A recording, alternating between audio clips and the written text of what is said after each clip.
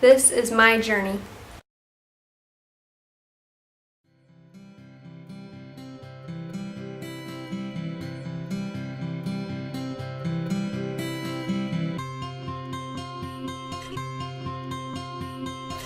Remember high school?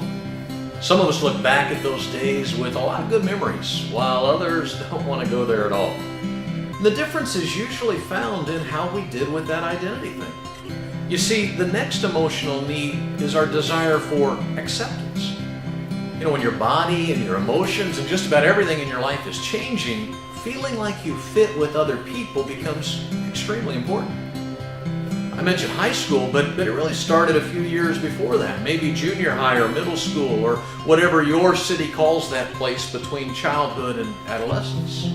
You see, what you and I did was we took our identities, you know, the ones we crafted among our playmates in elementary school, and we moved to the larger scene, probably a place where kids from a few schools gathered in a bigger place and started comparing their identities. Athletes measured themselves against other athletes. Musicians competed for first chair. You know, scholars took on the new challenge of getting top grades in a whole much larger place. And for some, it worked out. For others, well, you know. You see, if you thought yourself an athlete among your childhood friends, but you weren't good enough on the bigger scene, well, now you've got an identity problem.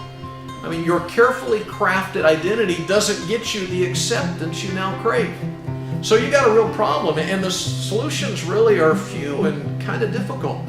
I mean, you either have to find a new identity, and that's not easy at all, or you have to find a way to fit in by becoming what you think everybody else wants you to be. Well, that can work, but it's not real satisfying because after a while, you may not recognize yourself anymore. The third option is to withdraw from the game and just be miserable. Unfortunately, that third option is the easiest one to choose. So in the end, we just tried to get through high school. That bigger place where our surviving identities carved out our place in the social strata. But now we're adults. And now what we want to know is that we matter, that we have something meaningful to offer, that someone would care if we weren't around. Of course, now we're facing the even tougher world of adult living. Maybe we've been shopping our security around for a while and people who promise to love us keep letting us down. Or maybe our identity has been so many different things, you know, that we're a bit unsure who we really are anymore.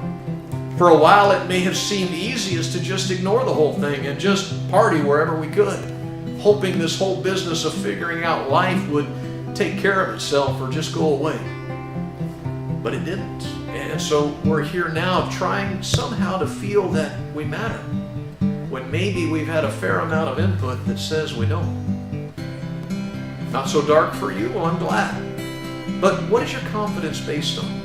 Do you matter because of the sales numbers you produce or the success you demonstrate when you tackle a project at work? Is your significance attached to something that could fail or diminish in time? Some people fake confidence and live every day with this enormous anxiety that feels like they're trying to keep everything juggled successfully. Real significance has to work on some deeper level, doesn't it? I mean, if you got to keep a prominent identity and maintain constant acceptance, don't you feel afraid that something could crumble your emotional house of cards?